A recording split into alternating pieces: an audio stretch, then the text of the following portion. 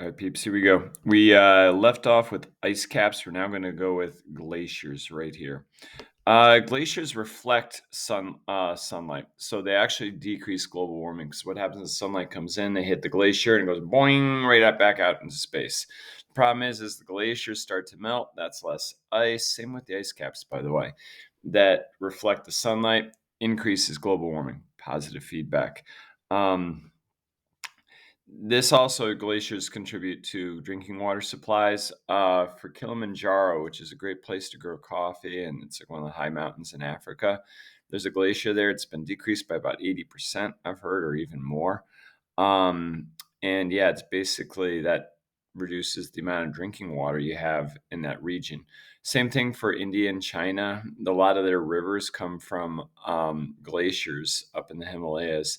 And with those glaciers melting, they're not going to be contributing water to those rivers, which affect drinking water, hydroelectric power, quite a bit for China and India as well. Weather patterns, more heat, more energy in the climate. So the more, think of it like this. When things are cold, things are bundled up, they're not too energetic. But as soon as you get things that are heat, look at a jungle. There's so much going on. All right. So as we have more heat coming into our world, we're going to have more energy going into it. Um, more droughts, more violent storms. We're having, like, with climate change, there's going to be more droughts in some areas, and other areas are going to have more rain or precipitation.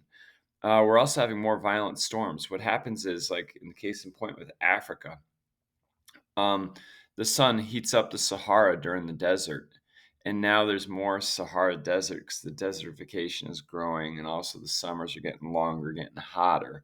So as that desert heats up, then what happens is the wind comes over, it takes that heat, blows it over the Atlantic Ocean. The Atlantic Ocean now picks up the moisture from the ocean. Hello, hurricane in the fall, by the way, because that's after the Sahara has been heated up the whole summer. And then those hurricanes come right over and destroy Jamaica, Puerto Rico, Florida, other Caribbean places. So yeah, even here, like up in New England, we get hurricanes. And they're just increasing because the Sahara Desert just keeps heating up more and more. So we're going to have more hurricanes, which kind of sucks, but hey, it is. Irrigation. The more you have to spend on money to sprinkle water on crops, the more those crops cost bread, moolah. All right. Here in New England, more snow, rain. We're going to have a lot more snow events, but immediately followed by a rain event. We have more precipitation coming down in New England. Some of it's going to be snow, a lot of it's going to be rain. We don't know if your kids are going to get to see snow days. We'll see. Um, More hurricanes. Yep, talked about that. Food production right here. Crop growing seasons expand, growing areas change, not soils though. So you can have like growing seasons expand. Now, like, apple season might come later in the year. Strawberry season might become earlier in the year, stuff like that. Growing areas change. Now you might be able to grow coconuts even in like South Carolina. Um, stuff along that nature. The thing that doesn't change is soils, though. The book brought that up. So a lot of the soil in the Ukraine, where we're having this wonderful World War III right now, is the soil in Ukraine is really dark, really rich, great for growing grain. In fact, it's like a huge flower supporter for Africa in the Middle East. A lot of Africa and Middle East gets their flour from the Ukraine. Now, with this war going on, Africa and Middle East ain't getting the flour. Prices going through the roof, supply and demand. Also, with climate change, the growing area, temperature-wise, might go north of Ukraine. However, though, north of Ukraine doesn't have that dark, good soil, so good luck growing as much as what you could have grown in Ukraine, but probably no longer can because of the climate change. Um, Bugs and pests move too. So, like, you're going to have longer seasons for those mosquitoes and other vermin just to be out, which then contributes to diseases and whatnot. The ash borer beetle now has a better shot of taking out all the ash trees around us because the winters aren't as bad. If the winters were bad, it might kill more of them little pests. So biodiversity ecosystems. Polar plants plus animals, nowhere to go. So look, man, they're at the end of the earth. There's nowhere north or south for them to go to reach more polar ice. So once that disappears, polar bears kind of done.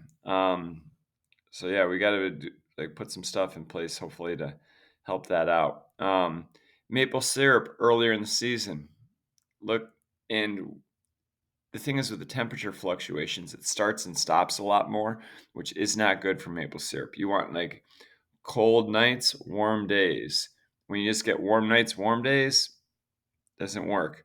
When you get cold days, cold nights, really kind of shuts it down too. It likes consistency. Um, More wildfires. This is happening in Texas, Arizona. I recently saw some wildfires in Arizona, man, and it's like in March. It's supposed to be like they're not wildfire season. And wildfires, the problem is you decimate and you just clear out that land. It's more open to invasive species because now it's like a complete blank slate and anything can move in. Invasive species spread because the cold winter doesn't kill them as much for places. So you got to be careful about that. Water supplies, more evaporation because we're going to have more heat, less water supplies. It's also going to be more humid. Nobody likes humidity. It does horrible stuff for the hair. It feels like you're living in a swamp with Shrek. Human health, heat waves, more mosquitoes, diseases in more areas. Down in Puerto Rico, way before COVID, they were like, yeah, man, COVID stinks, but like, we got to worry about stuff like malaria, dengue fever, chikungunya. That's one of my favorite words to say. West Nile virus. All these are mosquito borne illnesses. So these are threats you receive just by going out into the wild, just like out into your backyard. Um, and since there's more mosquitoes, there's more of those diseases, more nastiness. Drier conditions will affect people with asthma. So if you've got asthma and it's dusty and dry, man, bum life. Not really living at large. Human migration. Peeps will move to where there's food, water. We're only as faithful as our options. If our options are to starve, die, and dehydrate, we're gonna probably move somewhere where that's not the reality. All right. So you're going to see lots of people that are moving away just to get better food supply, water supply. National economies. It always hits the money. All right.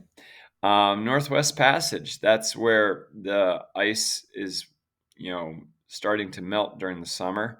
So you have easy transit north of Canada all the way to like Russia and other places. So it really like cuts the transit time in half for shipping. That's a positive. Hey, polar bears don't have ice to live on, but hey, we got quicker shipping. New resources can be uncovered too, because as ice in melts and permafrost melts, you have access to rich minerals, fossil fuels, stuff along that nature.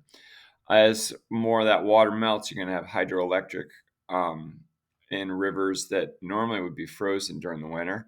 So you're going to have more water supply that will make electricity for us. You can grow food in new areas.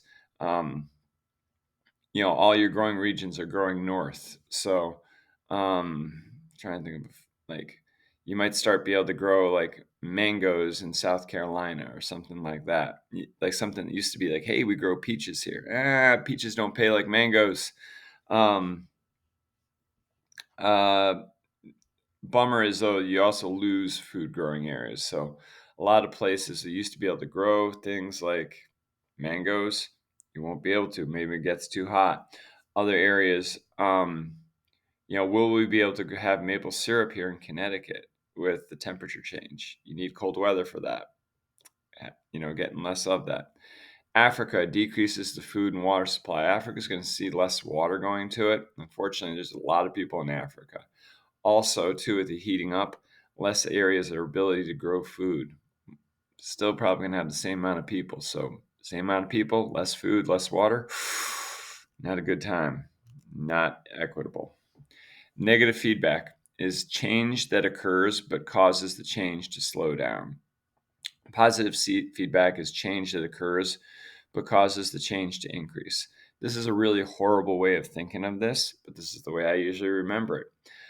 Negative feedback or cycles, loops, whatever you want to call them. Negative feedback. Think and positive feedback. Think of two kids at an all-you-can-eat ice cream buffet. All right. Yeah. This kid here is hungry, goes up to the ice cream buffet, eats tons of ice cream.